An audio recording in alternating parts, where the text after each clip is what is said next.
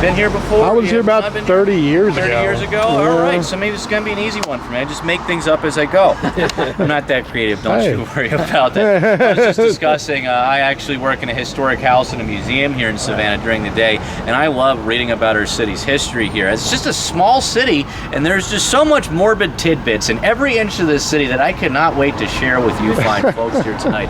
And lucky you signed up for this 16 and up tour, which means I don't have to sugarcoat any of those details. Look, I love to see the smiles light up the faces when I say that. You're all sick, and I'm glad to have you here with me today. Now, this is the Beyond Good and Evil tour, and we're going to be talking a lot tonight about all sorts of really interesting things. Of course, we're going to hear some interesting ghost stories, a lot about the legends and lore of Savannah, Georgia. But you know, not everybody believes in ghosts. You know, I find the history to be even more disturbing than the hauntings half the time. And well, I'm going to sprinkle a little true crime in there as well to cater for all of your sick fancies. Again, the smiles, I love to see it here. I'm glad to have you all here with me tonight. Now, we make a very bold claim here in Savannah, Georgia, a claim that many other cities often make, that this is in fact America's most haunted city, which is, of course, you know, said the same. Of course, New Orleans is America's most haunted city, but no, Zach, St. Augustine is America's most haunted city. So is Philadelphia, New York, Boston. I'm from Baltimore. Some will say that's America's most haunted city. Being born and raised there, I can safely tell you the living are truly far more terrifying than the dead, and one of them is your tour guide here tonight. Lucky all of you. I was just vaccinated, just had my rabies shot. I'll be totally fine with you tonight. Now, all that being said, what makes Savannah separated from places like New Orleans in particular, a very haunted place indeed, it's because of that history I mentioned. We here in Savannah had made a very grim and morbid tradition of quite literally paving our streets, sidewalks, and squares right on top of unmarked graves. You've been walking on bodies all day long without even realizing you were doing so, and well, in my case, I don't even know I'm doing it most of the time either. This, of course, is to the dismay of construction workers in our historic district. Every time we put shovels into the earth here, we kind of got to cross our fingers because we're accidentally digging people up that we forgot about. Now, we do have some general ideas where we first started burying people, but we lost most of our records from back in the colonial years from the many fires that destroyed our city. And well, we know the first place we were burying the dead when the city was founded in 1733. To paint a picture, would have been right down Oglethorpe Street. Of course, there was no road down this way over here. Right down that way on Bull Street is Wright Square, where the lovely Gordon Monument is. That's actually a tombstone as well, so bear that in mind when you're walking through that lovely square there. And well, the thing is, we were burying the people on the south end of the square, and our city began to grow. So we had to dig everybody up out of there. So we started burying people in an empty parcel of land outside of the city limits right here. Colonial Park Cemetery began accepting the dead in around 1750. And well, back then, like I said, an open parcel of land. There was no fence, no walls to protect the dead inside of here. We had a big problem. Sometimes mourners would come out here, say to bring flowers to the deceased, to find the deceased had been dug up by scavenger dogs. This had become such a big problem, we had to raise funds to build a brick and mortar wall to protect the bodies inside of here. The thing is, well, this was a 7-acre parcel of land. 7 acres back in the 18th and 19th centuries was really not enough room to accommodate for the masses who were dropping like flies back in this day and age. I mean, we had all sorts of problems. We're going to get into those reasons in just a little bit, but we were losing our older records. The oldest tombstones, the ones from 1750, there's maybe about one left from that time period. As you can imagine, these are thin stone slabs. These would crack, break, and in the early 20th century, this cemetery was littered with broken tombstones. So we picked them all up. We nailed them to the east wall of the graveyard, knowing the bodies are somewhere in the graveyard behind me here. But the thing is, we, after a while, had to stack people on top of one another inside of here. People were getting buried in very shallow graves, mass graves inside of here. Well, this cemetery had become so full that in 1853, after just 103 years, we could no longer accept the dead inside of here. It's been since before the American Civil War anybody's actually been buried here.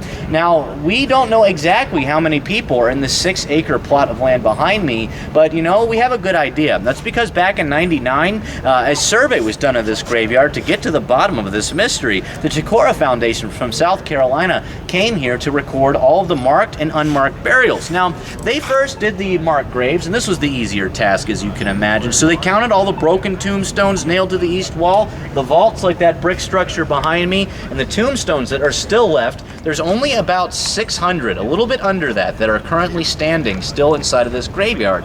Now, I love technology. The wonderful thing that it is was able to divulge where the unmarked graves actually were. They were here for 21 straight days, 10-hour shifts a day, just recording unmarked burials. They were using sonar scans, these rods to check for the soil density called pentrometers, and they had no idea what they were getting themselves into. And well, they found so many bodies here, I don't think you'd believe the number if I were to tell you. But lucky you, I love technology myself, and they drew a map of burials I'd love to show you right over here. Now, what you're about to see is a box representing Colonial Park Cemetery. Within it, you're about to see a hell of a lot of dots. Now, the smallest specks represent unmarked bodies. And while we're going to be standing in the upper right corner of that box, I'm going to start over here and work my way down. So, let me zoom in just a little bit to give you a better look. So, here's the graveyard. We are standing right there. That is the front gate. So those little specks you see are unmarked A lot of bodies in there. You can certainly see why they were here for 21 days straight, right? Now, they found 600 marked graves. They found 8,678 unmarked graves in just 6 acres behind me. This is not taking into account the at least 2 mass graves inside of here, which pushes the numbers up. The bodies stacked on top of one another. They believed over 103 years of burying the dead, anywhere from 9 to 11,000 people were buried in this graveyard here. And you better damn well bet there is a good reason for that. We're certainly going to get into those reasons. We're going to talk about why the dead here are so restless. So maybe 11,000 buried inside of here, but within the first 250 years of our city's history, historians do believe anywhere from 20 to 22,000 likely buried in our historic district, which is from the river to Forsyth, and we haven't even accounted for maybe half of them. So we're going to continue walking right along the west side over here. Be sure to watch your step. We've got some uneven sidewalks. I don't want anyone to trip on them. We're going to be heading, keep to the right over this way. We'll slip by the group over here. Is there actually any? Wonderful. How you doing? Is there actually any Civil War cemeteries around here that were just nothing but casualties from the war? Or? Yeah, actually, well, there wasn't too many casualties in the general area, but there were a lot of soldiers that were fighting in the war who died. They lived here in Savannah. As a matter of fact, go to Bonaventure, you'll find a lot of them. The last time I was there, I came across this really old tombstone. There was a tree growing right in front of it, and it was a huge tombstone. I'm like, who forgot about this guy? And I find out it's a brigadier general. And he was promoted to a brigadier general after he died. He died of typhus after the Battle of Chickamauga. And they promoted him to a general after he died because of his service in the wars itself. Of course, I know, Sherman come through here, and I don't know how many soldiers and people died from that. It wasn't much at all, actually. Of course, I know, most of them, of course, gave up. There was a skirmish outside of Fort Pulaski, and when Sherman was coming, I mean, most of the soldiers knew. Some of the soldiers fled the city, and the brigadier general here at the time, Hugh Mercer, actually was shooting deserters. Oh, yeah? Actually, yeah. And by that time, I mean, they knew Sherman was coming. Sherman wasn't intending to burn this place down or anything because he needed a headquarters to rest after marching all the way from Atlanta. Over 1,000 of his soldiers were camped out here in the graveyard, actually. Oh, yeah? So at this point, nobody had been buried here, but the thing is, I mean, there was about 50,000 soldiers in the Union Army that had arrived here at that time, and there wasn't nearly 50,000 places for them to stay. This is one of the coldest winters in Savannah's history. Sherman's army, many of them were camped out here in Colonial Park Cemetery, were breaking into the brick vaults so they could actually keep warm. Some of them were actually threw the bones of the remains of the dead out into the grass here, and some of them rigged up stovepipes inside of them to help keep warm. Now, that was survival, so I think excusable, that kind of desecration, but the thing is, some of the soldiers were bored. They were using these tombstones as shooting practice. Some of them used their bayonets to etch fake death dates in the tombstones. Some tombstones in here say people died after living over 1,000 years. Some sons who died hundreds of years before their fathers were even born. Very creative, yes, but still desecration. Another reason why I think the dead here are so restless indeed. And horses were actually tethered up around the east side wall over there, and they were knocking over tombstones, and of course, you know, using the entire graveyard as a latrine at the same time. Not very respectful. Now, I like stopping right over here by the west side of Colonial Park Cemetery to first talk about, well, if you remember I told you, it used to be a brick wall that they built back around 1790 to protect the bodies. Well, they tore down that wall. This fence was built around 1956, and the bricks that they tore down are actually stacked up along the east wall over there. But the west wall used to pretty much be where that yellow line is, in the middle of Abercorn Street, directly behind you. I said Savannah is a city built upon its dead. Well, I meant that quite literally. We've been walking on bodies since I checked you in. Now a 6-acre cemetery. It used to be 7, but it still kind of is 7, because that's why our sidewalks are so uneven. May I point out the many dips, depressions we get in the sidewalk. We've got really soft and sandy soil here in Savannah. The dead literally move around underneath the earth as the years pass. Those tombstones do not represent where the bodies currently remain today, and people would be buried in pine boxes. These would rot away, causing the depressions we get into the earth. The reason why the cemetery shrunk on the west side is because in the early 20th century, mass production of the automobile meant we had to widen our city streets. So there's a damn graveyard in the way. In Abercorn's case, we started tearing down that wall, we got some shovels, and we started exhuming the dead. Right around 500 bodies, I believe, were moved to Laurel Grove, Summer, and Bonaventure to make space for this, but so many unmarked graves, as you now know, they missed quite a few of them. When they did that survey about 20 years ago, they didn't just find bodies behind that fence, they found them underneath this sidewalk. These dips are surefire indicators as to where the bodies currently are. And well, at least a dozen that we know about are kind of underneath this sidewalk today. Some are, I say kind of, because some are kind of 50-50 between the fence and under the sidewalk. We are still finding bones underneath Abercorn Street to this very day. Now, inside of Colonial Park Cemetery, I love this area here because it gives you a nice clear view of the graveyard at night. The center behind me here seems to be where people see some of the strangest paranormal activity.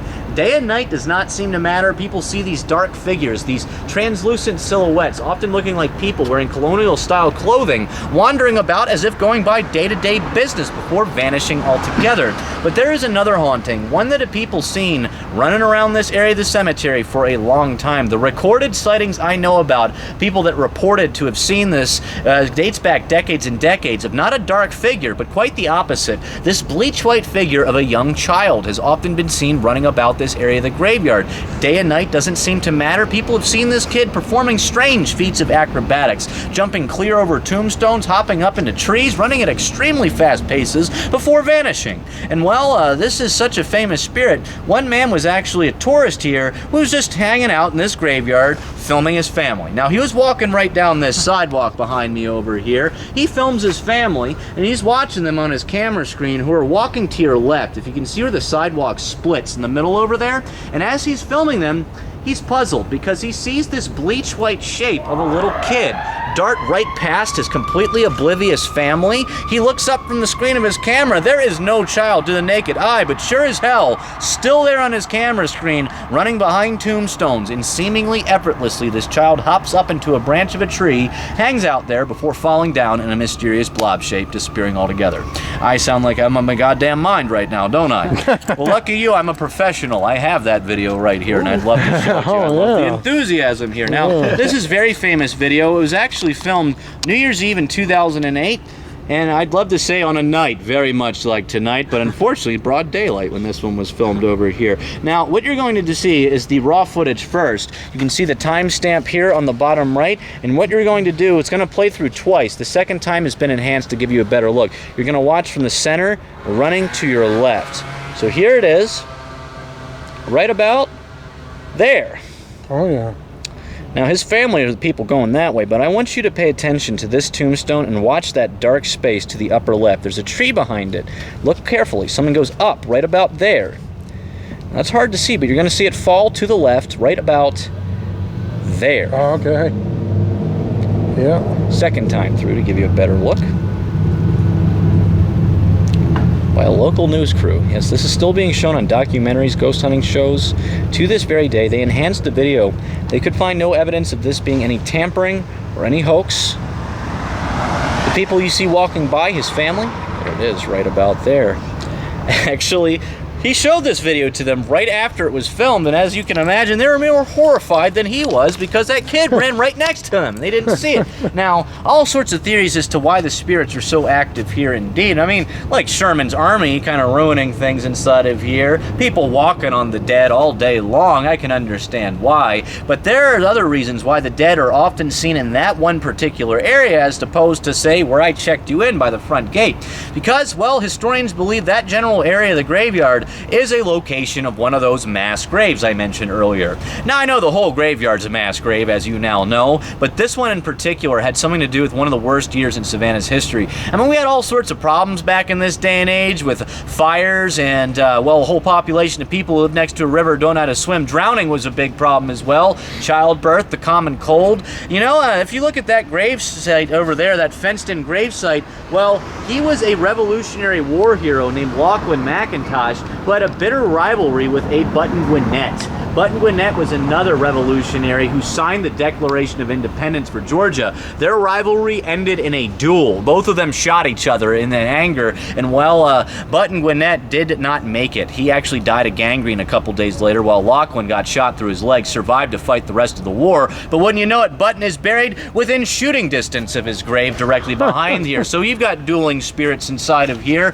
But the main two problems Savannah had were first that fires I mentioned earlier, but also epidemics, and we got both in 1820. 1820, there was a fire that destroyed 2/3 of Savannah, Georgia, but in October, got worse because yellow fever struck. A doctor wrote a diary that's at the Bull Street Library. It's one of the most disturbing historic accounts I've ever read in our city's history. Said that so many people were dying of yellow fever that it was very hard to keep up with individual burials. He said that so many people were dying, you would have walked down the city streets in the morning to see bodies being dragged out to the curb awaiting collection. To accommodate for the masses dying back then, they dug a pit out in the center of the graveyard, right where that video was filmed back in 2008, and this was an open pit for about a month that they were tossing bodies in on every single day. They were sprinkling quicklime on the dead out there to help mask the scent and aid the decomposition process. This really wasn't doing anything. So many people were inside there. This doctor said you could smell the grave throughout the entire city of Savannah, Georgia. Yes. Over the course of 5 weeks, we lost 1/10 of our population to yellow fever. That was about 1,000 people, and those were the deaths that we recorded, and sadly, that only meant the white people who died back then. This does not account for the enslaved who were buried in a completely different area at the time, would have been outside of the city limits, which pushes the numbers up.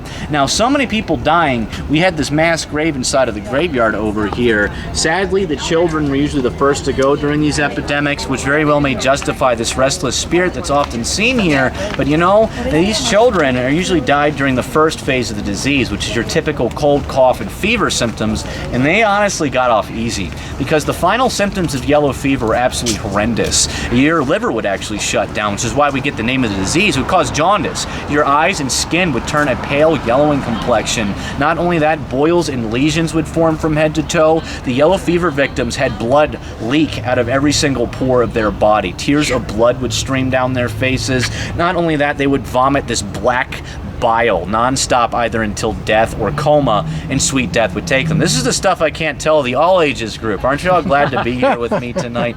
Now, the thing is, this account was left behind by a doctor that I got all this information from, but I can't imagine seeing a doctor for yellow fever back in 1820. They hadn't developed vaccines for it. They didn't know that it was spread by mosquitoes back then, which left you subject to some pretty primitive treatments, methods of like bloodletting. Still in use in the 19th century. One way to bloodlet a person was just to put leeches all over them. Now, leeching not so bad as the actual bloodletting itself, because some doctors in 1820 had these tools to help bleed people out with the bad, in with the good. You'll be totally fine, right? They looked these little oval pill boxes. They had a little button at the top. They would press the boxes against your elbow right about here. Hit that button, a spring-loaded mechanism would detract about 3 razor blades to slice you right on open. They'd leave a bowl beneath your arm to collect the contaminated blood, and unfortunately, people people bled to death from these treatments. But if you ask me, that would have been a sweet release from yellow fever. Because if you remember earlier, I said you sometimes would slip into a coma.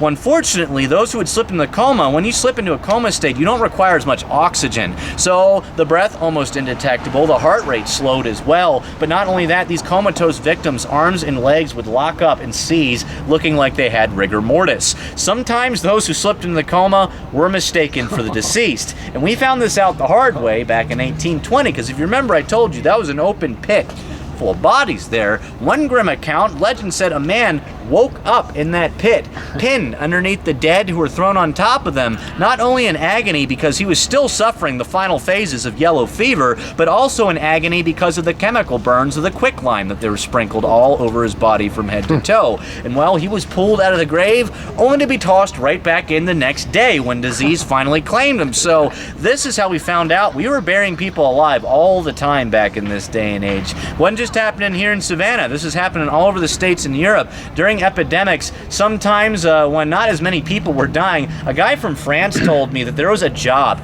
back during epidemics for a man to go to the rooms of the deceased. They would lay them out in rows. One guy would be hired to actually bite the fingers of the dead. Sometimes they might wake up. Sometimes people would play bugles in their face. But you know, the thing is, we couldn't keep up with all this. Sometimes people who could afford their own individual burials would sometimes install bell systems next to their gravesite. Now think of this as like a fishing pole with a bell at the end of it and a rope that went all the way down into the casket. They drilled a hole through the top of the coffin and tied this rope to the fingers or toes of the maybe not dead. Theory is, you wake up inside of your coffin, you got the bell, you need not worry. You just ring that and hope damn well someone was around with a shovel who could dig pretty darn fast. Because these people, honestly, bells are not, I mean, they would wake up in a panic, hyperventilating, and usually suffocate to death before anyone would help them. And well, the thing is, sometimes people would hear the bells ringing, they would desperately try to dig as fast as possible, but reaching the wooden lids of the caskets a little bit too late to find the suffocated, horrified corpses inside of these coffins.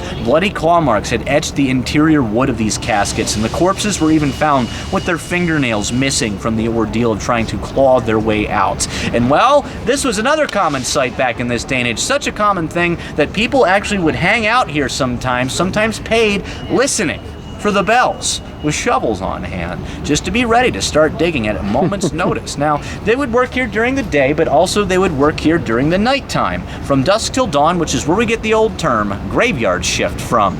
But I'm not done there, because if you were working the graveyard shift, sometimes people would hear the bells and they would rescue people from this fate worse than death. Now, I do say rescue very, very lightly indeed, because like this gentleman I told you about earlier, they were still suffering the final phases of yellow fever. They were pulled out of the grave, traumatized husks of the people that they used to be, rendered catatonic by this horrible ordeal, still having a physical resemblance though, a look-alike, a stand-in, what we now call a dead ringer, for a person that you see who looks like another. Now, if you were one of these dead ringers, I'm not even done there, because we get another term from this. You were also known to have been saved by the bell.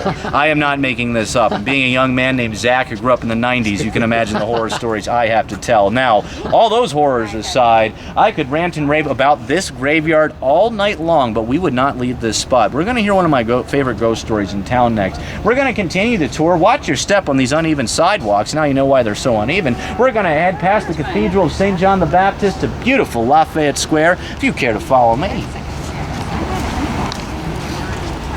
So I'm assuming you've heard the term "can fog a mirror."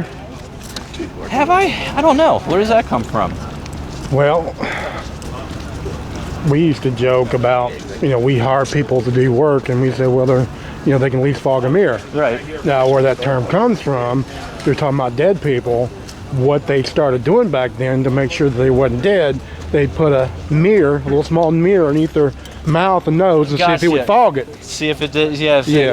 Okay. Yeah. I've actually seen pictures of old doctors doing that. That's what they started doing, so they wouldn't bury him alive.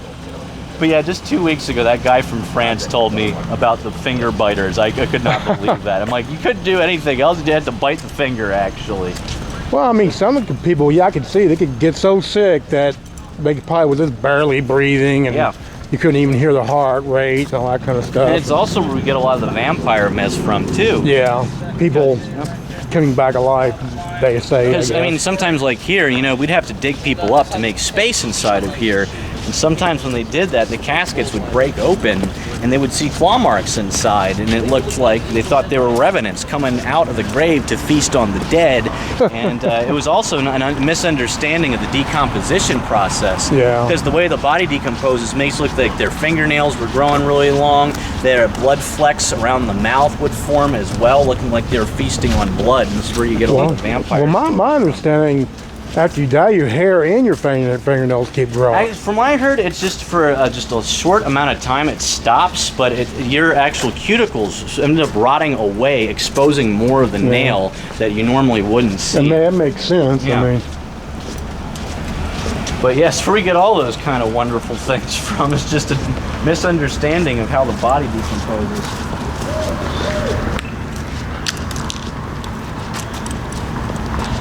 We're going to head right past that beautiful Cathedral of St. John the Baptist. No good ghost stories there, but still a fine example of architecture. oh yeah. Catholics actually used to be banned in Savannah, Georgia, believe it or not. Protestants were running the show back in the 1730s, but eventually Savannah was used as an experiment by a bunch of social reformists, 22 trustees. The Crown of England kind of let them do this experiment here, so they pretty much banned the practice of Catholicism. Lawyers were not allowed here in Savannah. Rum was banned within the city limits, but everyone was getting hammered outside of the city limits and coming back to sleep it off. And then slavery was banned at first in Savannah as well, because these trustees were against the practice. And as a result, I mean, we had a lot of plantation owners who wanted cheap labor, so they were hiring Irish indentured servants. So like it or not, Catholics were coming here, you know, in the boatloads, you know, when the Irish were starting to show up here. And as a result, Catholics eventually started to get a foothold, built one of the largest cathedrals in the entire South, which we're actually going to be passing right by over here.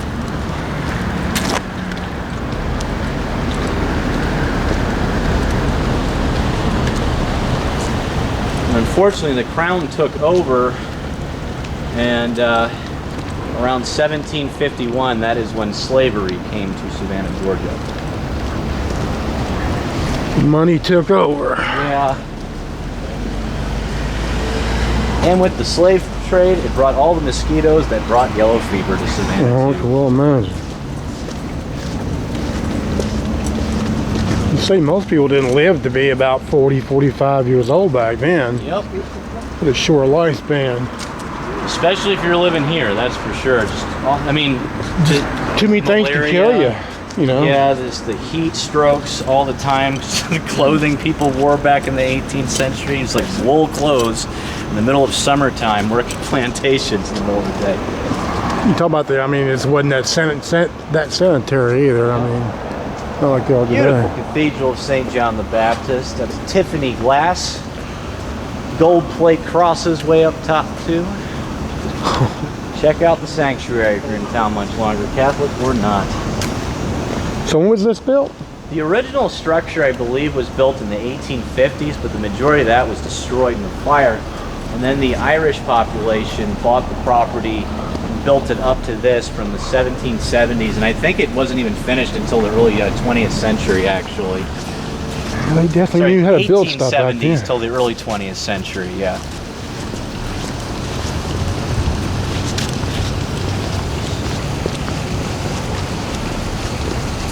How come slavery brought the yellow fever? Was that the mosquitoes, or was it the disease coming back? Yeah, it was this type of, it was actually born in the saliva of a mosquito bite. Yeah. And it was a specific type of mosquito that came from Western Africa, I do believe. Oh. And with the slave trade came the mosquitoes, and the mosquitoes brought the yellow fever to Savannah as well. Yeah, we did the same thing. We invaded Hawaii back then. That's how the Hawaiians got killed out. Right, yeah. It was all by our diseases. All diseases, yep. Yeah. We were doing... Not, well, you know, you're be the same thing with them coming over here. I mean, they're bringing diseases and stuff over here. It's not over here, that kind of thing. Killed out a lot of the Indians. We'll stop right here. Lafayette Square looking pretty as a postcard as always, and only accenting its beauty is that lovely building directly behind me. It's not just a pretty place you can look at, that is a pretty place you can stay. The iconic Hamilton Turner Inn bed and breakfast. Well, maybe next time you're in town. Rachel Ray says their breakfast here absolutely fantastic. She mentioned nothing about the ghosts inside of here, but that's my job. That's why I'm here tonight. One of my favorite ghost stories actually has to do with, well, the original owner of this beautiful building. It was constructed in 1873 for one of the wealthiest men in Savannah at the time, shipyard man. He's also a blockade runner during the American Civil War. He was a jeweler, a watchmaker named Samuel Pugh Hamilton. He built this house in 1873, and well, he also went on to found the first electric company in the entire city. And I find it to be absolutely no coincidence that his house was the first house in the city with electric lighting. He loved to show this off to everybody because every evening when dusk would fall here into Lafayette Square, well, Samuel Hamilton would proudly march into his parlor, the room on the bottom left behind me. He'd flip on the light switch and leave the lights on all night long, and he was often away on business trips, so he had servants flip on the light switch before locking up the house at night. And well, bear in mind this was a much simpler time back in this day and age. Well, people used to gather out here in crowds in the early evening, waiting in anticipation to watch them fancy electric lights shine all night long. That's exactly what they did. They would look out here into that illuminated parlor, they'd bring out their fiddles, bottles of wine, party it up, and well, a much simpler time. This is Netflix for the locals back then. But you know, thing is, Samuel Hamilton was often away on these business trips, and servants were instructed to turn on those light switches. The crowds were still coming out here, and not everybody in those crowds were the well-to-do folks of Savannah, Georgia. A couple of guys were hanging out in the crowds, looking into that lit parlor, looking at all the expensive things in that illuminated room. You see, Samuel Hamilton spent his wealth well. He collected a lot of classic art, Baroque paintings of lovely naked ladies hanging up inside of there. And well, these guys thought that those paintings might be able to fetch a nice price on the black market. So what they did, they waited one night. They watched the servants turn on the light switch, and they watched the servants lock up the house, indicating there was nobody in the building all night long. So they waited for the crowd to dissipate and seized this moment of opportunity, broke inside and stole 2 paintings off the walls. And well, to celebrate, they went down to the river, had a couple drinks, and that couple drinks turned into a lot more drinking. They eventually pull out the paintings and they start trying to show them off to everybody, trying to take the biggest bidder. And well, unfortunately, an off-duty police officer happened to be in that bar. This police officer was friends with Samuel Hamilton. He recognized the paintings they were trying to hawk off. They were arrested. The paintings were recovered, but Samuel Hamilton's peace of mind was shattered. I mean, he came back home with his house broken into, and although his paintings were recovered, he still had to leave his home to go away on these business trips. He was afraid to leave his house alone. So what he did, he installed an old school security system. We now call that a caretaker. You hire a guy, you give a guy a gun, and you hope that guy stays awake all night, patrolling the grounds behind me. He knew the right man for a job. We had a nasty bully in our city back in that day and age, a terror to Savannah, Georgia. His name was Dennis Edwards. Now, Dennis allegedly used to work for the Savannah Police Department, but they had to let him go because of his temper. And what I heard was that a drunk guy was in a holding cell, just saying all sorts of belligerent things. Dennis walks by and the guy says some things about his mother he doesn't like too terribly much. He opens up the drunkard's cell and nearly bludgeons him to death with his police baton. They let him go, and Dennis then frequented his evenings getting hammered drunk at bars down by the river. He would snatch drinks out of folks' hands. People would buy him drinks to be on his good side, and he'd just pick fights with people because he loved to do this. A very rough and tumble guy. The thing is, I mean, people actually also knew not to mess with Dennis because of his violent nature because, well, he always had a gun on hand, and he was an amazing gunslinger. Even stinking drunk, he was a dead shot, accurate marksman. And Samuel Hamilton just heard stories about Dennis Edwards. He didn't care if a single one of them were true. He did care that his name alone struck fear into the hearts of the locals. Dennis needed a good job, so he gladly took up his rifle and took up the position of caretaker of this property. So whenever servants locked up that house at night, they would turn the key over to Dennis and he would begin patrolling. Whenever Samuel Hamilton was away from the house, Dennis would be patrolling the house all night long. And as you can imagine, when the locals found out that Dennis was out here with a loaded gun every single night, the crowds did not come out to look at the electric lights any longer. And you would have seen Dennis skulking about the property. usually holding a long rifle resting against his shoulder. To pass the time all night long, he puffed away on massive, cheap cigars. So if you smelled cigar smoke anywhere near this area, that was your indication to turn around and walk the other way. Dennis was on patrol. From around 8 until midnight, you would have seen him wandering around the perimeter of the house. However, around midnight, he would have unlocked the building, went inside, made his way all the way up to the rooftop.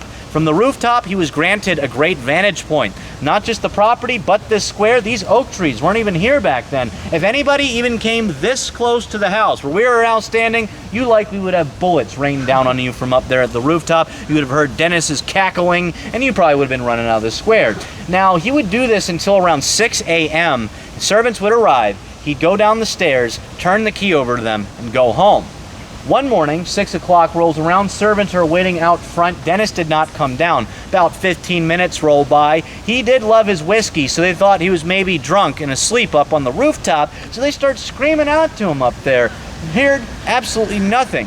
Now, another servant knew there was a very cozy rocking chair around the back of the house, so she says that maybe he's asleep over there. So as she walks right around this side over here, she heads along the sidewalk, and she had to do a double take. As she glances over the fence, she sees, well, Dennis, dead in a pool of blood.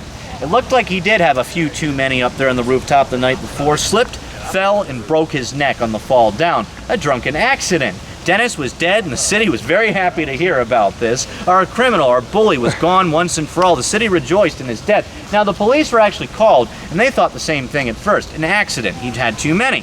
And while they looked closer at his body to find that he didn't die of an accidental fall, he died from a bullet to the skull.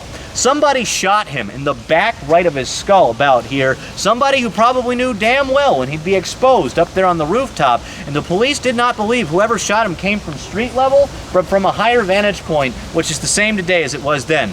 The beautiful Cathedral of St. John the Baptist, either the bell tower or the roof, but that's just a theory because we have no idea who killed Dennis to this very day. It's believed the city kind of took a collective effort, even if they knew about who this assassin was, to let this person go off scot-free. This person was a hero after all. Dennis was dead and the city was very happy. He was buried in a pauper's grave outside of Bonaventure.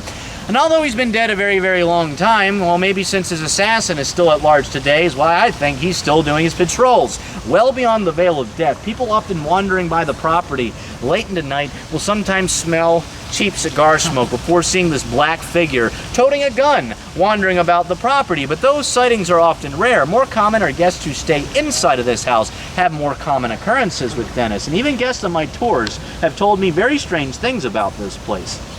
Guests who stay up there on the very top floor report, sometimes even have to complain to the lobby in the middle of the night because they hear loud thuds and footsteps pacing back and forth above their heads. Of course, they find there is no room above them. They check out early. Now, it gets creepier though, because I had a guest a couple months ago tell me that he actually woke up to find books had been torn off of his shelves in his room. Pages were torn out of them as well, and this happened while he was sleeping. Other guests have said that they sometimes catch that unmistakable scent of cheap cigars before feeling a sensation that they are not alone in their rooms. And one of the most disturbing accounts of this happened about 5 years ago.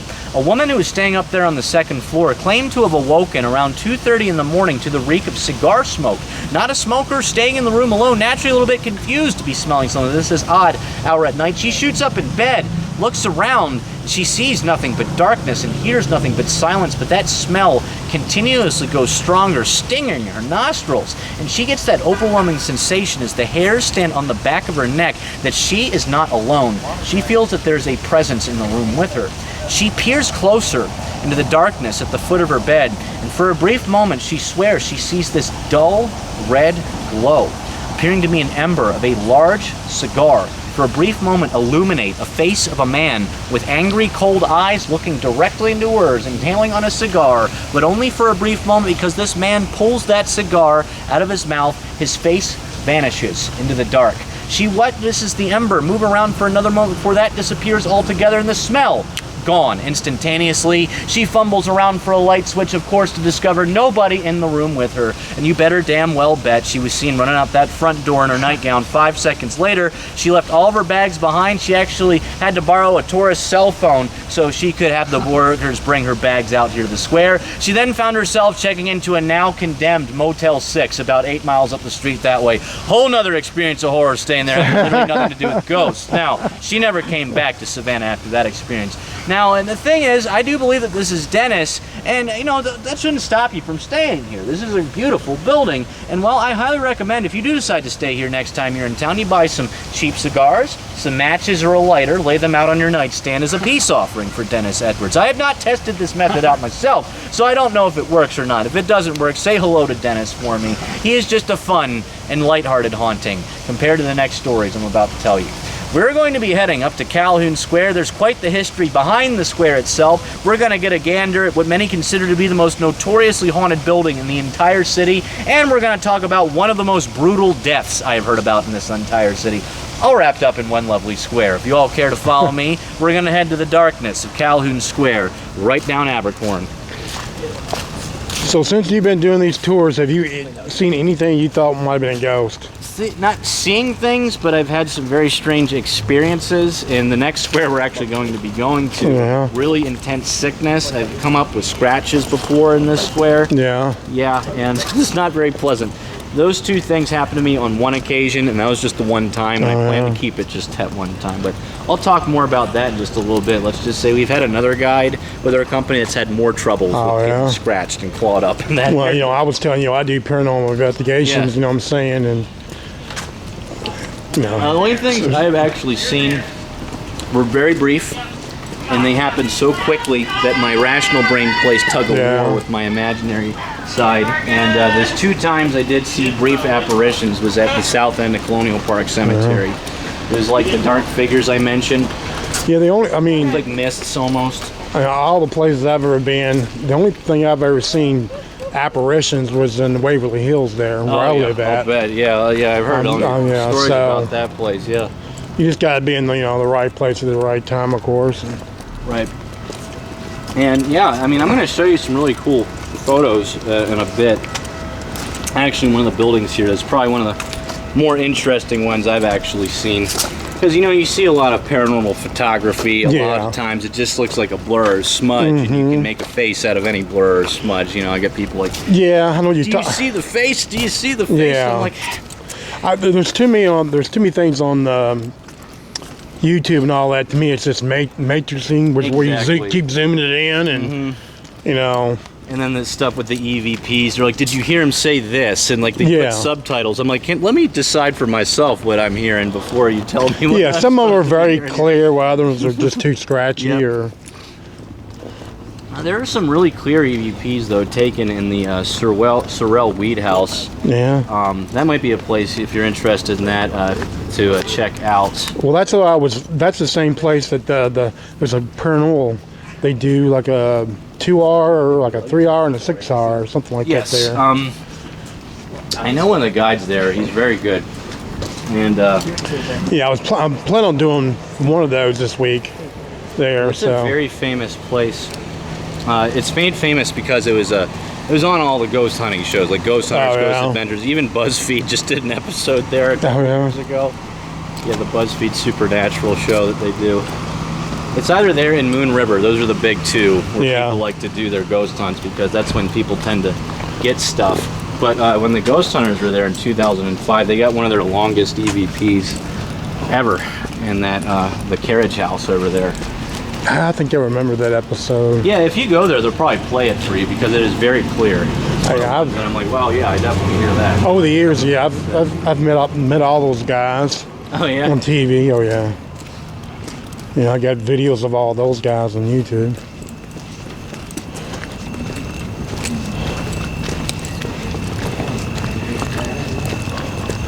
But I like doing it. I like the paranormal just because of the history too. Oh yeah, absolutely. I mean, when I was a kid, I grew up reading Edgar Allan Poe and stuff like that, which got me interested in paranormal and true crime stuff at the same time. And coming here, you talk the city's history is crazy. Yeah, well, the city's been around so long here in America, it's there's a lot of history. A lot of these old mansions still standing. All right. So you probably noticed we really like our squares here in Savannah, Georgia. There's actually 22 of them. We're actually standing in one of the last ones built in all of Savannah. Calhoun Square and Whitfield down the road over here were both constructed in 1851. And this is actually the only square in the whole city where all the buildings that surround it are actually original to the square itself. Further adding to the rich history of the square, the large building behind me, the one with you see Massey above, is the Massey Heritage Center. It's a museum now, but it was the Massey School. It's the first public school in Savannah and the first school of integrated race. Now, there's a lot of history that predates the construction of this square in 1851 on the very grounds we're standing on right now. I look at a lot of maps of Savannah, and it shows before 1851, this would have been outside of the city limits. The limits at the time would have been where Jones Street is, down the road where Clary's Cafe, that cafe we passed as earlier. And while our city begins to make plans, we want to build more squares, and we wanted to build this square here. We had to make some adjustments to make room for it, though, because for decades and decades before this square was constructed, where we are now standing was the largest burial grounds for the enslaved of Savannah, Georgia. Like I said, we visited Colonial Park earlier. Well, that's where all the white people were being buried, mainly white Protestants, some Catholic burials, Mennonites, and a couple Jewish burials. That's about it. And over here is where the enslaved were being buried pretty much up until 1851. We don't know exactly how large this graveyard is, but the maps that I've seen showed that it probably took up about half of Calhoun Square. It went about 60 yards where all these buildings are currently standing today, beyond to Whitfield Square. In 1850, they make an attempt to dig up as many bodies as they could. And to be honest, they kind of took a minimalist effort to do so. Most of the buried here actually were marked with maybe cheap wooden crosses, and by 1850 it was a mystery as how many people were here actually. And around 400 of the dead were exhumed and moved, and they built the square right here. And they built the streets, these houses, Whitfield Square.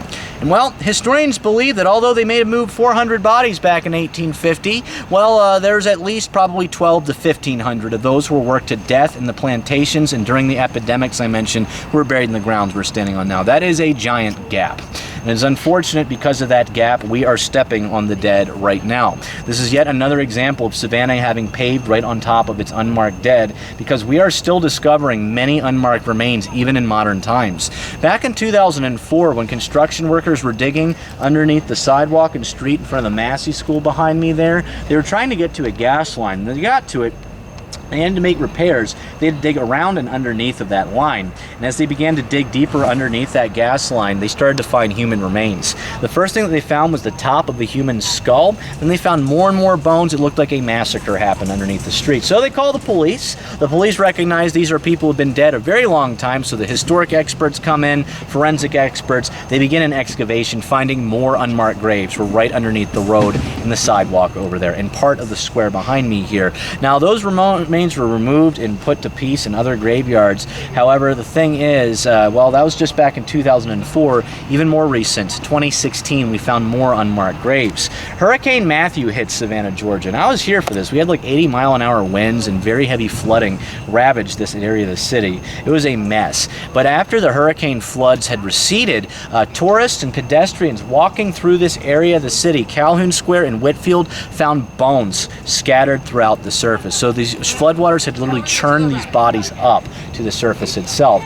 They were exhumed and moved, but the thing is, there are still probably many that are still here today, and many do believe that these buildings are paved smack dab on top of unmarked burials. That leads to the building under renovation on the corner over there. That is what many consider to be the most notoriously haunted house in all of Savannah, Georgia, because of the nasty things that have actually happened to those working inside of this place in recent years. It's under some construction now. Guarantee you I'm going to be hearing some good stories coming out of this place soon enough. 432 Abercorn is one of the most mysterious buildings, and there are so many legends about this place. It is absurd. Now, strange things things have happened to people working inside of this building. I should mention, you see it under renovations right now. It's because it seriously needs to work. It's a historically protected house, but the thing is, that's mainly the exterior of our buildings. You can let the inside rot away. That's exactly what was happening with this place. Nobody has lived in this house since 1981. It's been owned by a family from South Carolina for decades and decades. They were paying property taxes. They're the ones that would send contractors here when it needed some serious work to be done, but a lot of seasoned contractors in our city will not take jobs with 432 Abercorn because of the nasty things that have happened to them.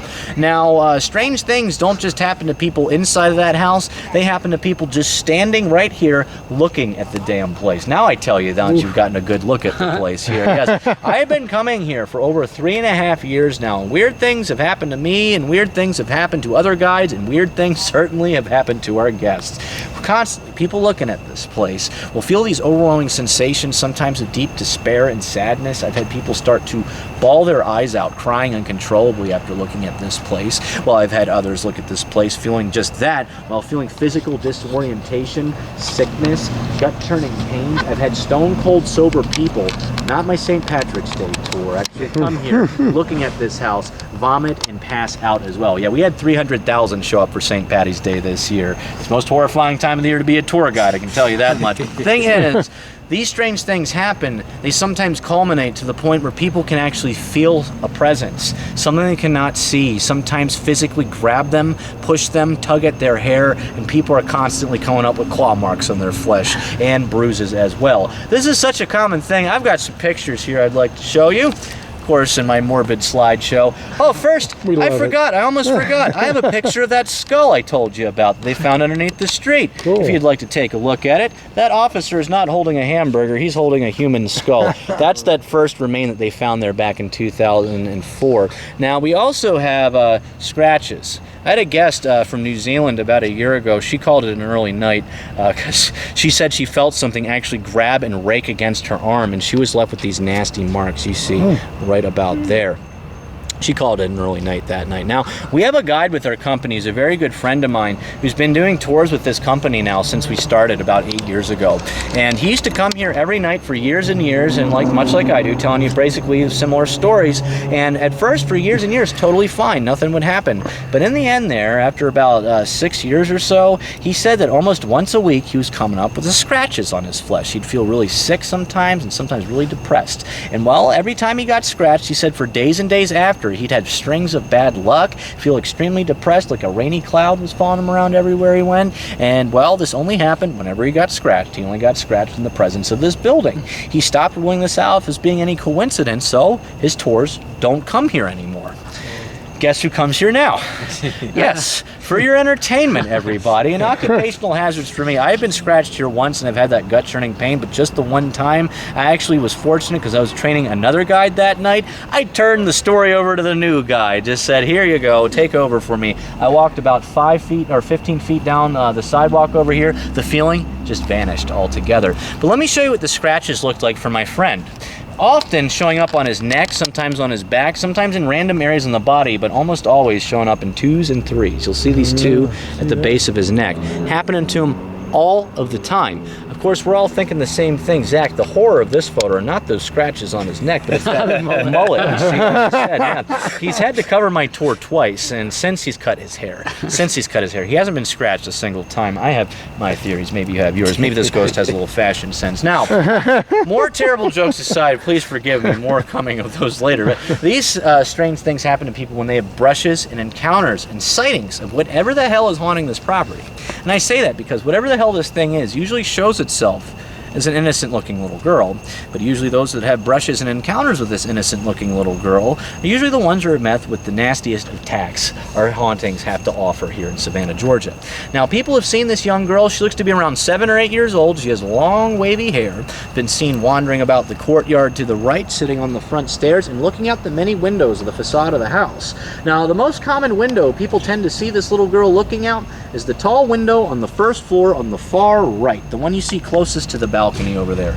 People would peer into that window, abandoned building, mind you, to see a little girl looking out there. For decades and decades, people would come just taking pictures of this house day and night. Sometimes people just not even knowing anything about ghosts, more interested in our architecture, take photos to see, well, architecture, well, a house with a creepy little girl looking at the bottom of the window, and more pictures of just a normal old abandoned house. Now, this thing is, I've seen so many pictures of this little girl that date back since the early 1980s. Like I was saying earlier, most of them, she just looks like tricks of light, blurs or smudges, and you could make a face out of any blurry image. I wouldn't show you any of those pictures like that. I do have one though, right here. I'd like to show you. I almost had you, didn't I? This is my favorite. This was taken about 10 years ago, and this building had been abandoned for a very long time at this point. You're going to see her looking right out the bottom there. Now I'm going to zoom in, so you're not going to see it first, but there she is, looking right out the bottom. I love technology because I can zoom in real close. I am comfortable zooming in with this photo over here. This was taken, this building had been abandoned for a long time, and this girl never seems to age. She doesn't seem to get any older, but always seen looking around there. Now this leads to all the stories. It's because she is associated with these violent attacks that often happen around this building. Who is this little girl, and why do these strange and nasty things happen to people when they have brushes and encounters with her? This leads to the legends, the lore, and the stories. I heard so many stories about this place. We'd be here all night if I were to tell you all of them, so I'll give you some of my favorites. When I first moved here to Savannah, somebody told me, Zach, you haven't heard. This used to be a meeting house for devil worshippers. Yes, I watch a lot of horror movies. I listen to even more heavy metal music. Of course, my interest was piqued when I heard about this. Of course, I know you sacrifice a little girl in the name of Satan. You're going to be in good with the Dark Lord for all eternity. At least this makes for some good heavy metal songs and horror movies. This never happened, rest assured. There was never any blood sacrifices of any young children ever happened in this place. Don't let anybody tell you that either. Now, there's another story. One I heard so many little variants of. I actually have to give you a nutshell version because I heard so many little variants of this one story, but at least this one has a little history.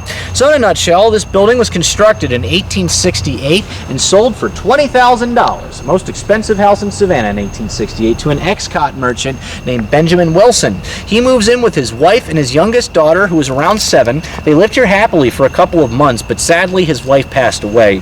Some say she died of tuberculosis, others say she died of yellow fever, but all stories agree that after burying his wife, Benjamin Wilson, well, he was not the same. He was a husk of the man that he used to be, and he had slipped into a deep depression and to turn to alcohol is what he did. And he became a nasty and violent alcoholic. His only interaction with another person was his poor young daughter, who basically took on the parenting role at this point. She was cleaning up after her dad. She was fixing him breakfast, lunch, and fixing him dinner, but dinner was rye whiskey. And usually by the early evening, Benjamin Wilson would be blackout drunk, asleep on the top floor there.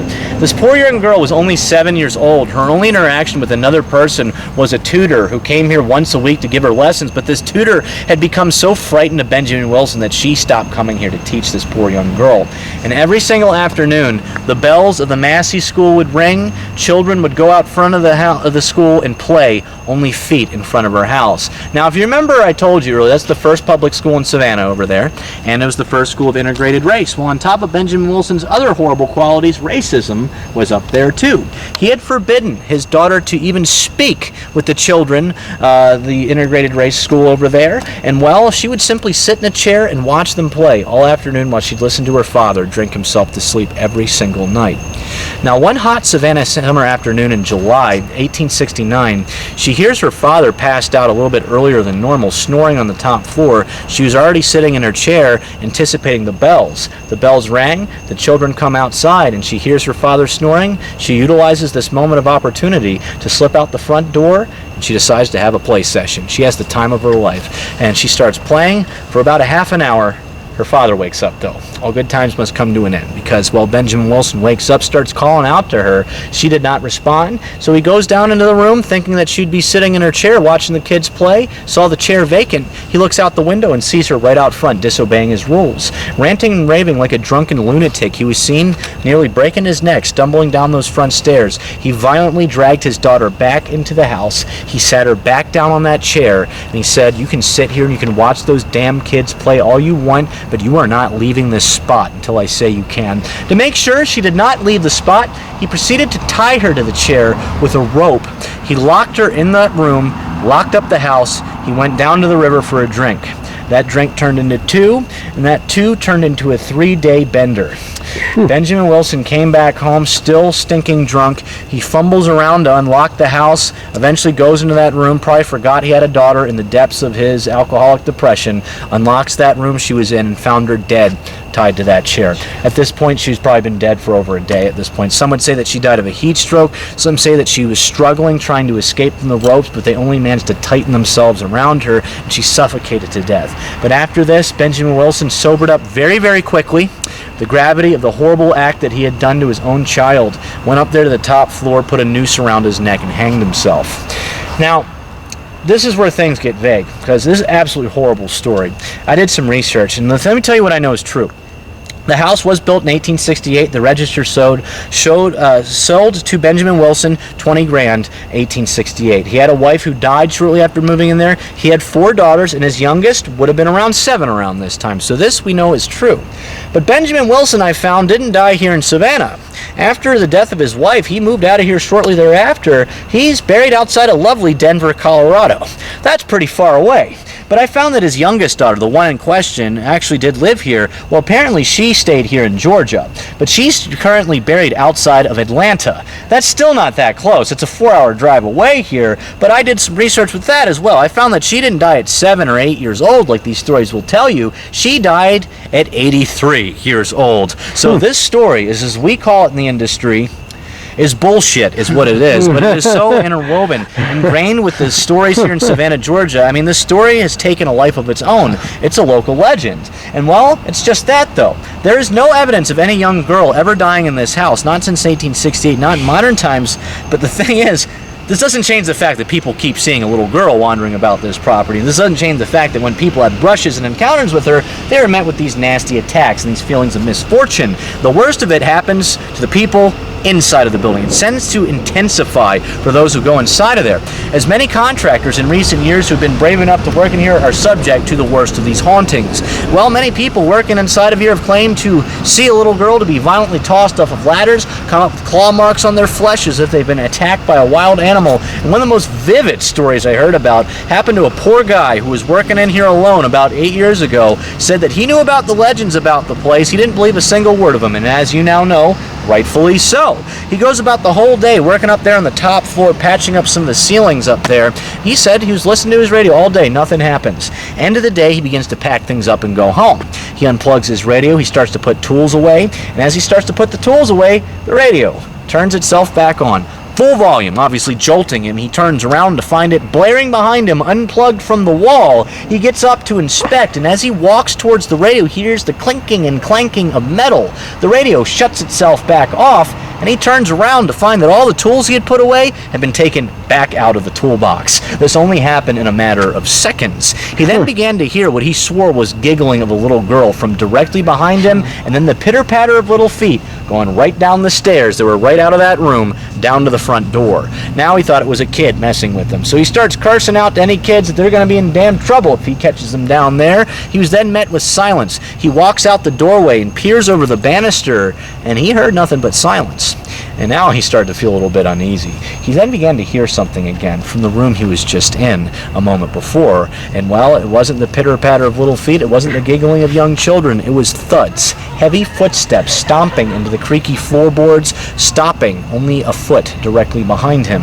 The man claimed he could actually feel the temperature drop in the room. He also began to smell this overwhelming stench of rot coming from behind him as well, causing this man to turn around to see what was behind him. He was not greeted by an innocent-looking little girl. He was greeted by this tall, pitch-black figure. He said it was in the daylight surrounding it, behind it. It seemed that all the daylight was just sapped out of the room from behind it. Just pitch-black figure, this overwhelming stench of rot, and this feeling of dread paralyzed this man in terror. Before he could tuck tail and run down the stairs, he claimed he felt something like a vice grab his upper arm, and whatever this black figure was, pulled this poor man face first down those stairs. His face collides with the floorboards, knocking him out. Adrenaline, one hell of a drug, though, got him up to his feet when he regained consciousness, and while pedestrians walking through this square saw this guy screaming his head off, clutching his arm, limping down the stairs. He got into his truck after leaving those doors wide open, peeled rubber all the way to the hospital, and it took him actually a couple weeks to actually tell everybody what actually happened to him there. But his injuries were numerous. I mean, he had a broken ribs,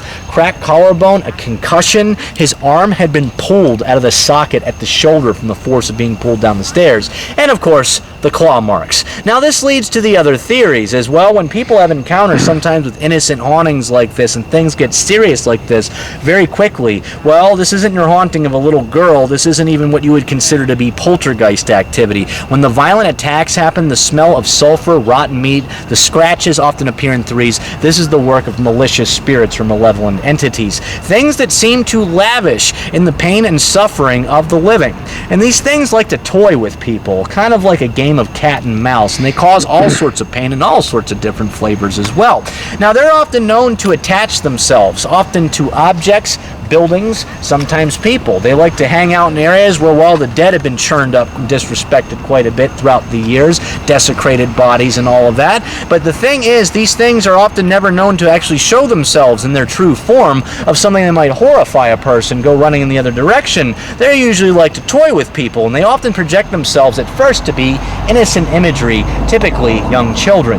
And usually those who have encounters with the little girl that haunts this place are usually the ones that end up getting attacked. Now again, this is just another theory, a demonic presence lingering around this property. Because I'm going to be honest with you, I have no idea what the hell is haunting this place. It is very nasty indeed. But maybe next time you're in town, this will be a lovely bed and breakfast you can stay in. I have no idea what the guy staying in the place has actually bought the house is doing with the property as of yet. I'm sure some of you are thinking that Dennis down the road sounds like wonderful company at this point compared to whatever the hell's inside of here. Not all the ghosts here in Savannah are out to get you. As a matter of fact, on the other side of the square, we have a very friendly spirit. I'd love to introduce you to him. If you'd like to meet him, we're going to head right down the way over here. Away from the demon house, toward the friendly spirit. Well, I've only smelt that smell a couple times with all the investigations I've done. It's like the rotten eggs. Yeah. I'm pretty sure it's something demonic. It's what they say. It's associated with what many would consider to be infernal smells. So it's when you get the rot. It's rare, very rare. It's lately mosquito. That happened to me up at Waverly Hills. Oh, really? Yeah, they they have an overnight ghost up there. I think it was on the third floor, the surgical room, and it was one of them things where everybody else went down like at 3:30 in the morning, like take a break. Well, I stayed up there by myself. Yeah. And I was up for about 20 minutes or so, and I was like, I'm gonna go down and get something to drink, and I usually walk in the dark. Right. Usually turn off walking in the dark. And I come out of that room, I was walking around, and I heard this creepy ass voice, like a man laughing. Ugh. And at the same time, I smelled that really strong sulfur smell. I didn't run, but I tell you what, it made my hair stand up. That's common before things happen. Usually, they smell something, and then they get the scratches and stuff like that. Yeah, I mean, that's creepy. It did smell like. It smelled like a sulfur rotting smell. Rotten eggs. Yeah, is usually what people say. Well, I mean, opposite of a demon would be whatever the hell's haunting this building over here. Now, I have ideas who's haunting this house, and people often wandering by here at night sometimes claim to see a very handsome-looking young man. He's usually standing either on the bottom of those stairs or on the porch behind the magnolia tree over there. People see a handsome young man wearing nice clothes, never known to say a word. He always has a smile on his face, though. Before he disappears, he likes to wave at people as they walk on by. If this is who I think it is haunting this place, I have no idea why he's smiling and why he's waving at people. It's because I found out how he died.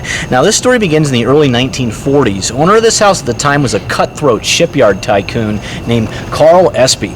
Now, people in town were terrified of Carl Espy because of his business practices were not, well, let's just say the straight and narrow path. Everybody here in town knew that he had close ties with the Irish Dixie mob. And, well, those mobsters had close ties with Carl Espy, were paying him a lot of blood money so they could use his shipyards upriver to do God knows what kind of illegal activities in the middle of the night. Carl Espy had a mutually beneficial relationship with the mob. The locals knew this, so you pretty much let the Espys do whatever the hell they wanted to do. Now, Carl was known to be a nasty guy with a horrible temper, but the opposite of Carl was his son. His son's name was Wesley, and everybody who talked about Wesley said that he had movie star good looks, a charismatic smile, and much to the dismay of his father, he was not at all interested in taking over the family shipping business. All Wesley wanted to do, he wanted to party. Yeah, he was quite the party animal. He was very handsome, and he flirted with only the loveliest ladies in downtown Savannah. He'd buy rounds of drinks for everybody, and a very popular young man, but at the same time, everybody knew not to trifle with Wesley because of his dad. And well, the thing is, there was certain to be a rumor going about town, spread like wildfire, that Wesley was having a scandalous affair with a beautiful young woman. He had fallen in love with her, and she with him, but unfortunately for the both of them, this young woman was already spoken for. She was a fiancé of one of those Irish gangsters I mentioned earlier, so that's a bit of a no-no. I watch a lot of mob movies, and well, let's just say the Italians aren't the only ones that do horrible things when they find out stuff about this. Eventually, this rumor gets to the ears of the Irish gangsters, and eventually to the ear of that gangster who's engaged to this young woman. You can only imagine the things he wanted to do to Wesley, but this was just a rumor. And well, this would have muddled business arrangements when they found out about this, but still, this was very disrespectful. They weren't about to take this line on their side, so what they did, they sent a more of a cool-headed representative to come over here to warn Carl that his son may be sleeping around with the wrong woman, and it's in both of their best interests to make sure that Wesley is never seen even looking at this young woman in public. Now, Carl knew that they were going to probably make an example out of Wesley, but likely if Wesley was caught sleeping with her, they're probably going to make an example of him too next if he didn't do anything about it. So he warns his son to stay away from this young lady, and well, Wesley Espy comes home to get the warning from his father, but he was a little bit drunk. And Wesley said, "Dad, what woman are you talking about?" with this snide look on his face, and he left the house. Went to sleep at a bar down by the river. He used to rent a hotel room up above that bar from time to time. And well, he didn't know that the next day that these Irish gangsters were tailing him around to make sure that this rumor wasn't true at all, even though Carl had warned him. And while they follow Wesley around all day until later in the night, he goes back into that bar and goes back up to that hotel room. And when you know it, they're staking out the bar. That beautiful young woman walks right on in and goes up the stairs 5 minutes later. And well, they pretty much bust down the doors and they caught Wesley with his pants down. And as you can imagine, things did not bode well for Wesley from here on in. They had them in their hands. This was like killing two birds with one stone. You could make an example of Wesley Espy while sending him back home to his dad of what might happen to his dad next. And well, Wesley disappeared for a couple of days. This beautiful young woman was never seen again. We have no idea what happened to her.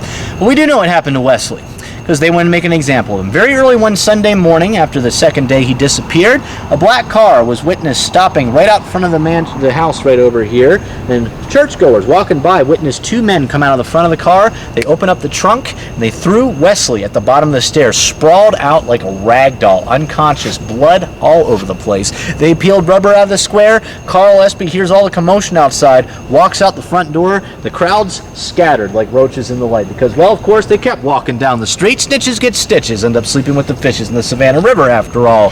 Carl Espy saw his son, but couldn't even recognize him, because his son was beaten so badly. Those movie star good looks, which once marked his face, completely unrecognizable. His clothing was soaked in blood. He had servants drag Wesley inside of the house, laid him down on his bed, and Carl Espy refused to take his boy to the hospital because, well, he was going to have to start answering questions. He was afraid of further backlash from the Irish, so instead, he saw the blood. He knew Wesley needed some medical treatment. He had a friend of a friend, shady doctor kind of guy who was willing to take some hefty cash under the table to treat Wesley's wounds in here away from prying eyes. But unfortunately for Wesley, although this doctor agreed to come here, he was out of town, about a 2 days drive. And well, Wesley was in for one hell of a ride during this couple of days because, well, his servants were cleaning the blood off of Wesley's face. This is as Carl's making these phone calls to that doctor.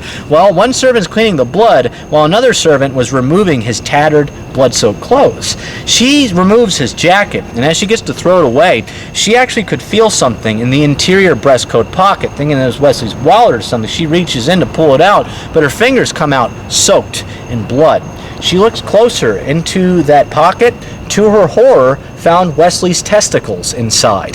They had been sliced off with a razor blade. How do we know with a razor blade? Oh, it's because the razor blade was right there next to them inside of that pocket. Well, Carl found this after running in that room after hearing the blood-curdling shrieks of that servant, and well, he still did not take his son to the hospital. Yeah, he put a compress down there. Hope for the best. Wesley was bleeding out slowly, but one thing Carl could not see was that Wesley was suffering from worse injuries inside. He was beaten so badly, he had some ruptured organs, and he would succumb to these injuries a lot faster than bleeding out down there. And after about a day of suffering inside of this building, slipping in and out of consciousness, Wesley's pain was finally over, and he passed away, succumbed to these injuries. Carl Espy made arrangements to bury his boy, where you can visit him in Bonaventure Cemetery today, and he moved out of town almost immediately thereafter, probably afraid of the Irish. The thing is, this is where things get a little bit shady, because Wesley's obituary said that he didn't die of that fate I just told you about here, that he died of an accident. It said that Wesley fell down the stairs and tragically cracked his head open at the bottom of the stairs, trying to weave this to his advantage, and of course nobody said anything contrary to this. Well, they were afraid of further backlash from the Irish, and it wasn't until about the dust had settled, years and years after Wesley's death, that people started coming out of the woodwork discussing what they saw out there that grim Sunday morning. Well, the churchgoers, of course, who saw him breathing unconscious at the bottom of the stairs, said he wasn't dead at all, while others, like the coroner, said that he couldn't file the entire report because he was threatened that he was actually going to be beaten up if he was actually to report the part about the testicles. He said that I highly doubt that if Wesley fell down the stairs, his testicles would probably still be attached to his body, at least, unlike what he found at the morgue. But also that servant that had actually discovered that grim sight went public after about 5 or 6 drinks. She was able to talk about that. This was all, though, 20 years too little, too late. Carl Espy had moved out of here. Wesley's assailant's probably long gone at that point, too. But if this is who I think it is haunting the place, if it is Wesley Espy, I think he's got a smile on his face because his pain is finally over. And very kind indeed, because he is known to wave at people as they walk right on by the house. And lucky us, we're going to walk right on by there. So be sure to say hi to Wesley as we make our way to the final square on tonight's tour. I think the most beautiful in all of Savannah, Monterey. If you care to follow me, we're going to say hi to Wesley as we make our way to lovely Monterey.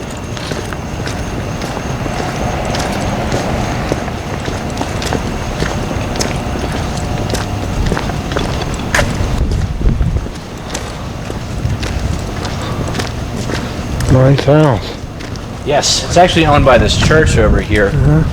The Wesley Monumental. Different Wesley, though. Wesley, I'm sorry to hear about your balls, boy. Hi, Wesley. See you tomorrow, Wesley. Damn.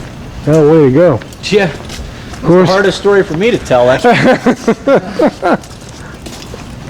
Of course, at the time, he might have been so drunk he didn't feel it, but after the booze wore off. Well, fortunately, from what I understand, he was unconscious during a lot of it.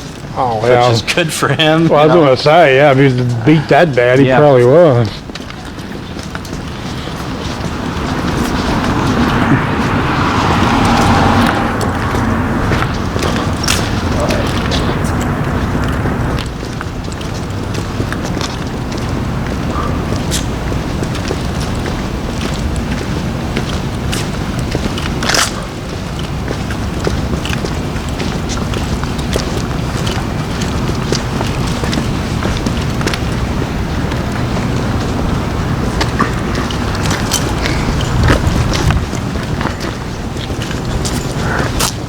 To the left is the third oldest synagogue in the country, right over here.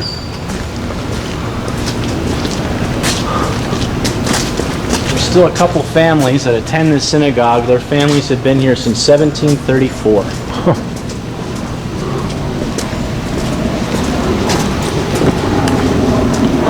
There is a shipwreck about 20 miles north of here, and on that wreck were 10 Jewish families, and they sought refuge here in Savannah. 2 of those families are still here.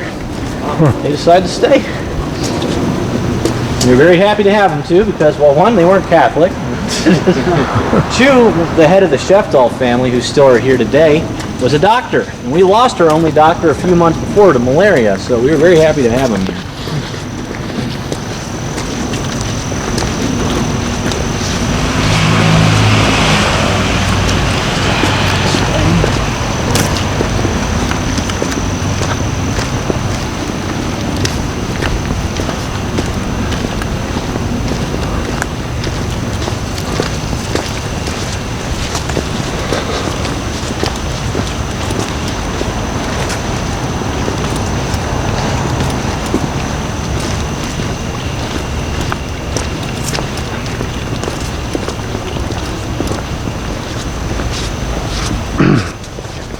So was there a particular reason why they had all these squares? Well, at first it was practical reasons, and they could be used as like places you could have market, you could drill soldiers out in them. Actually, the first square we had, Johnson Square, there's a communal bread oven there, because you didn't want your oven in your house back in that day and age. And yeah, eventually we just liked them so much. We were 4 at first. Now there's 22. It used to be 24 of them. I was wondering if they used to use them for like gardens and stuff too. Yeah, sometimes. Yeah, there probably would have been areas where we did have a public garden area that was actually toward the river for a while there. Yeah. We were getting all sorts of plants from overseas brought here, cherry blossoms and stuff like that. I don't think they lasted too long here though, unfortunately. We're stopping right about here. Yeah, these people back then, of course, were very wealthy. Now, I can't think of any better square to wrap things up than gorgeous Monterey. I think it's one of the loveliest in all of Savannah, Georgia. We actually have one of the oldest monuments in our whole city over here, built for the great Polish and American war hero Casimir Pulaski, who died tragically during the siege of Savannah here in 1779. That is not just a monument, that is also a tombstone, as we moved Pulaski's remains over there in 1996. And well, we weren't sure if they were his remains or not until, well, about recently. The Smithsonian just got the remains exhumed and found DNA evidence come a long way since 1996. Those are in fact Casimir Pulaski's remains, and verified a little rumor that Casimir Pulaski was in fact a hermaphrodite. Actually, both sex organs was born with. Science, fantastic. So, American war hero, there we go, right over there. But the thing is, I came here to talk about this mansion on the corner over here. It's one of the most famous buildings in the entire city, made famous by a little book written about our city called Midnight in the Garden of Good and Evil. Has anybody read that book or seen the film? Yeah, seen the film. Yeah. I find the most terrifying part of the movie is watching Jude Law attempt a southern accent. It is painful to watch that. Also, the guy I came here to talk about tonight, the former owner of this building, was a world-famous art and antiques collector, a historic preservationist of houses named Jim Williams. And, well, Kevin Spacey played Jim Williams in the movie, and, well, yes, everything with his life aside right now, let me show you why he was cast to play Jim Williams. Very striking resemblance. Here's Jim Williams right here. You can see why they cast Kevin Spacey, right? Yeah. Some would say they're dead ringers for each other. You see what I did? I come full circle with my tour. I'm not ashamed. I love to educate. Now, Jim Williams is a fascinating guy. His family still owns this building here today. And the thing is, he actually ran his antiques business out of the house. He had a whole team of people working on them in his basement and would sell them out of the carriage house here. He had a very troubled employee. His name was Danny Hansford. Now, Jude Law played him in the movie. Danny Hansford was known to be a very handsome man, but not only that, he was very troubled. He had a rebellious attitude. He was just kicked out of his house by his mother. Jim Williams takes him in under his wing as an apprentice to do antiques restorations. But Danny, before working for Jim Williams, had a rap sheet over a mile long with the local PD. He had been arrested for drunk driving, reckless endangerment, doing drugs in public, and prostitution on top of all of them. Yes, some would have said that Danny was the best male escort Savannah has ever seen, and Jim Williams, knowing about his patchy past, took on a real risk hiring him here because Danny only seemed to get worse with his drinking. After working for Jim Williams, the two of them bickered and argued, and Jim actually bailed him out of the drunk tank on more than one occasion as well. Now, one evening in May of 1981, according to Jim Williams, Danny Hansford shows up here stinking drunk and starts demanding that Jim Williams give him some cash that he happened to have in his safe. There was about 25 grand in his safe he was intending to buy antiques with the next day. He was not about to shovel this over to a drunken employee of his. He said, "Danny, calm down. Don't make me call the police. I'm not going to bail you out this time." Danny did not like that one bit. He says, "Jim, I'm going to start breaking things inside of here if you don't open up that safe." Home of an antique dealer. I cringe thinking about this. Danny starts to knock things over. He goes up to the top floor over there and grabs another antique, one of Jim's pistols. Jim Williams had 5 World War II German Lugers in this building, and well, all of them were functional and all of them had bullets ready to fire any potential burglars inside of this house. He had a lot of Fabergé in here he wanted to protect. The thing is, Danny Hansford knew where one of the guns was, goes up there to the top floor, goes back down the stairs, and confronts Jim Williams in the study. It's the room on the bottom left over there. Jim stands behind his desk, seeing Danny Hansford pointing one of his loaded guns directly at him. He puts his hands up, but he didn't believe Danny was going to fire. but sure as hell, Danny fired at him as he was standing behind the desk, but he said that Danny was so drunk he could barely wield the gun upright. He said the first bullet whizzed right next to his right cheek, hit the wall behind him, and the second bullet hit the desk in front of him. Danny went to fire a third shot, but the gun jammed. And Jim Williams seizes this moment of opportunity. Before Danny can get a third shot off, he reaches into his desk, pulls out another Luger, this one also loaded, and fired at Danny before he could shoot back. Jim Williams shot Danny Hansford to death in that room in May of 1981. Self-defense. Self-defense is what he would stick with for the next 8.5 years.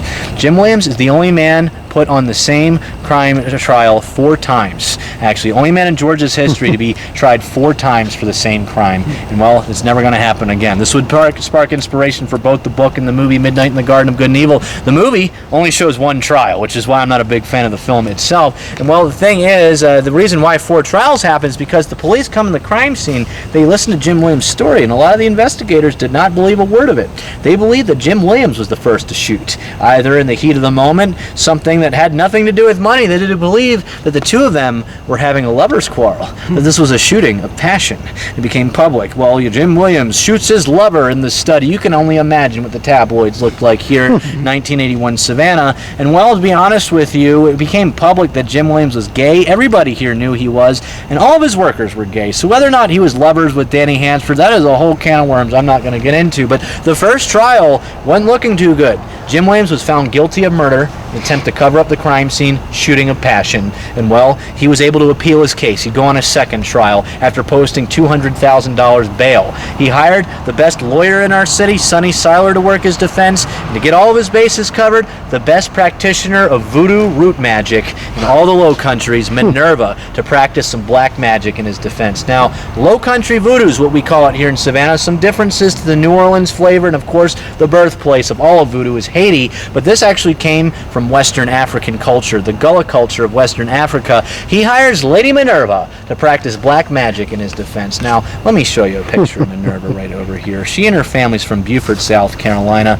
She died about 10 years ago, but her family's keeping her magic alive to this very day. Here's Minerva just a few years before she died. Thank you so much, Life magazine, for taking this photo of Minerva, one of the few I can actually find here. She looks evil. Now, let me tell you, the core of voodoo root magic, it's healing, though. She was mainly known to be a healer, and that's mainly what she did, but for a price, she was practicing the black magic in Jim Williams' defense. She said, Jim, you need a little bit of both. To do both, she actually said you go to a graveyard at night during an hour called dead time. And this is where you get the Garden of Good and Evil from. She calls a graveyard the Garden of Good and Evil for dead time. Dead time is when you go to a graveyard to practice magic.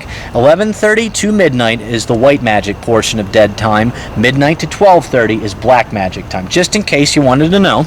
And she used to go to the grave of her husband, I'm not making this name up, Dr. Buzzard, in her home of Beaufort, South Carolina. God, I love that name. Buzzard. Dr. Buzzard. Yeah, I'm not making that up. That's what the tombstone says. And well, Jim Williams would hold a lantern above her head. They would do white magic rituals to help Jim Williams cleanse him. And well, the clock would strike 12. That was the time to work the black magic. Minerva would carefully whisper incantations and bring offerings of white rum, cigars to the spirits of the dead. And she would scoop up dirt at her husband's grave. And she made sure that Jim Williams didn't touch this dirt, didn't even look at it. She washed her hands of white rum whenever she touched it and carried it in a bag with her. This dirt in the world of voodoo is called goofer dust. It is cursed cemetery soil, and if your enemy is to step on that dirt, they will become tormented by whomever spirits you took that dirt from the graveyards from. Now, traditionally, let's say you go to the home of your enemy in the middle of the night, you take this goofer dust and you sprinkle it on their front steps, knowing that they walk out the front door in the morning, they're going to walk right over that dirt and they will become hexed. And typically those who are hexed with this goofer dust usually claim to have very restless night's sleep, horrible nightmares. The dead like to torment people in nightmares, but I've heard other occasions where these become physical, actually visual, audio hallucinations. And well, one of the most disturbing examples of this goofer dust hex I heard about happened to a poor man that lived here in Savannah about 10 years ago. Now, I knew a liquor store owner owned a shop about 5 miles up the road here. He said that there's this very chatty guy would come in twice a week to buy spiced rum. They'd chat it up, he'd go home and come back. He was a regular. And after a while, the guy, he goes through this horrible divorce, and afterwards the guy wasn't the same. He goes through this divorce, he started to lose a significant amount of weight, he wasn't talkative anymore. He switched his drink from spiced rum to white rum. Remember I told you white rum is a great way to get in good with the spirits. Well, the guy stopped talking to the liquor store owner altogether. He'd just go in, buy the rum, he had bags under his eyes, and he'd go home. Eventually the guy stopped showing up, so he thought that maybe he moved or something like that. But eventually the guy knew a friend of his. He came into the store, and he starts asking about the guy that just vanished. And he said, well, you hadn't heard, he's dead now. So apparently, after that guy's divorce, apparently the woman he divorced, his wife, well, she was a voodoo root doctor. And I guess he must have really pissed her off, because he realized too late when he walks out his front door one morning that he walked over a little pile of dirt on his front steps. He knew damn well what it was, and he knew it was too late at that point. He started to have these horrible nightmares. That's why he started to not being so chatty, because, well, at first it was nightmares, but eventually he started to get this notion in his head that there was a snake coiled up inside of his throat. And every time the guy went to open his mouth, the snake would come out. And, well, it'd start biting him. And, well, the guy, he started to starve himself to death. He stopped talking to everybody, because every time he opened up his mouth, the snake would come out. And he was buying the white rum not to drink himself to sleep, to calm himself down, because he could barely even drink itself, but to cleanse whatever spirits were tormenting him. But this wasn't enough, because these hallucinations had become so horrible. This man put a shotgun underneath his chin, shot himself, ended his life. So this is how nasty these hexes can get. I don't think Minerva was doing anything this severe, but I do know she was using this goofer dust, and she was even taking it with her in the courtroom, sprinkling it over the area where the prosecutor was going to be sitting. Now, the second trial, all this voodoo and the millions he spent on Sunny Side did not help him, because Jim Williams was found guilty again.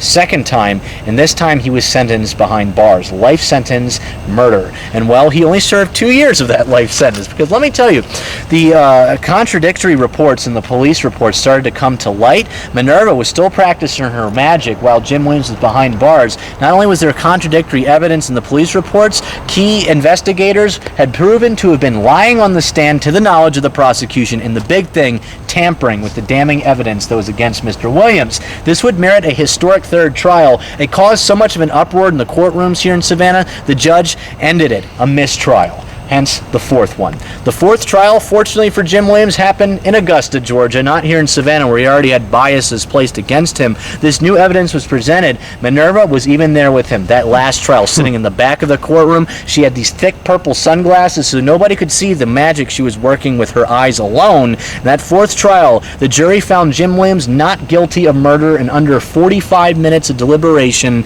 and he was sent home a free man. Homicide in self-defense. The difference between that and murder as well, freedom and life behind bars. And while Jim Williams left this huge sigh of relief, I mean, 4 trials, 8.5 years, he was done hearing the name Danny Hansford. He was done with voodoo rituals. He just wanted to live out the rest of his life in his beautiful home in relative peace and quiet.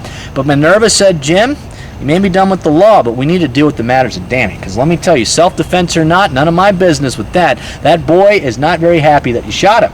And he is hell-bent on causing pain and damage in your life. And let me tell you, the past 8.5 years, that is just a taste of the damage this boy can delve out in your life. Mark my words, Jim, if you don't make amends with Danny, that boy is going to take you to the grave with him. And, well, all you got to do is talk to him. Every single day. You talk to Danny Hansford like having your morning cup of coffee, and you keep saying nice things to Danny, keep saying good things about him. He's going to pass on through those pearly gates, and he's going to stop bothering you. But this is where I stop talking to him, because that boy is damn stubborn. He's a nasty one indeed.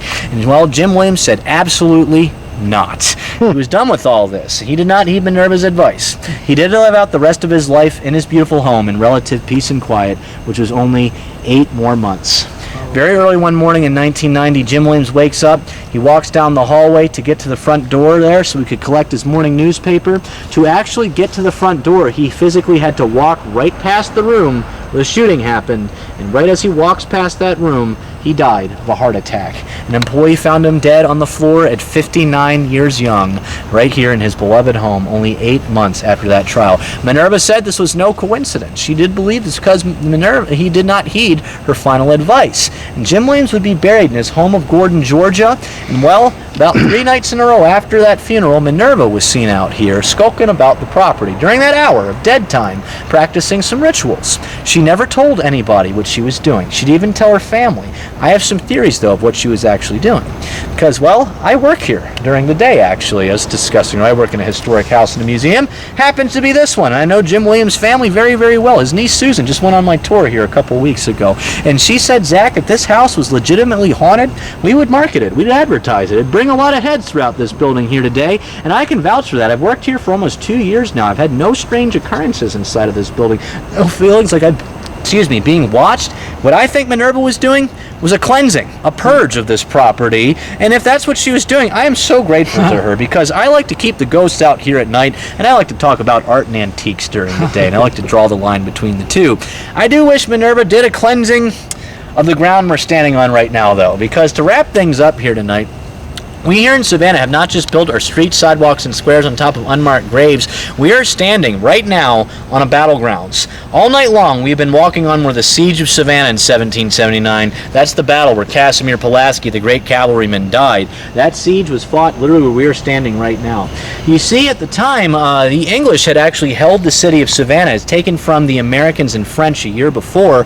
The one attempt the American and French tried to seize the city ended in a disaster. Now, the English were outnumbered 3-1. The American and French, well, the attack was late, hours late actually, but not only that, it was poorly coordinated. The worst of the fighting happened in this area to where Madison Square is, and the worst of it where the Visitor Center is on Martin Luther King Jr. Boulevard, a place called Spring Hill.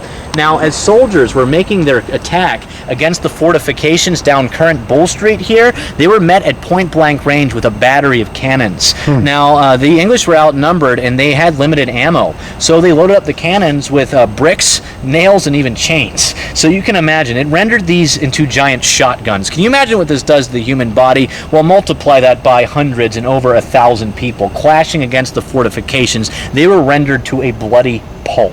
I mean, it was a meat grinder in this general area. Some of the troops see this slaughter happening around them, and while panic spread through the ranks like wildfire, the American and French retreated, and under an hour, the city actually was won by the English. And although an English victory, none of the soldiers considered it to be one, because nobody was allowed to collect the bodies outside of shooting distance for at least 2 days until a standstill went underway.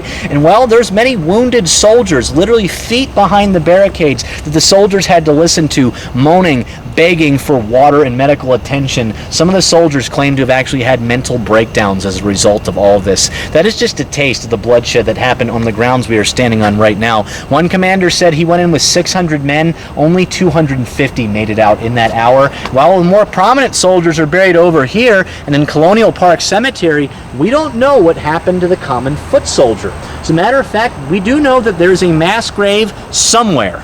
It is lost to time, though.